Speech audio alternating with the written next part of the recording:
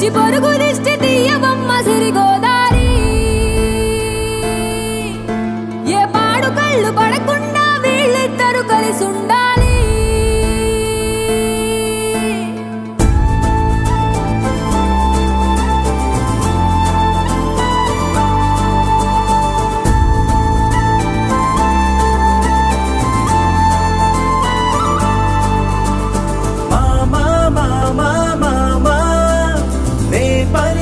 తొలి పదమా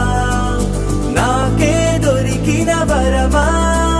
నాకై నిలిచిన పదమా నీ కారి అడుగుల్లో ఉంది నా గుడి నీ నోటి పలుకుల్లో ఉంది నా బడి పుడుతూనే నీ ఒడిలో పాపనై పడి నీ పేరై మోగింది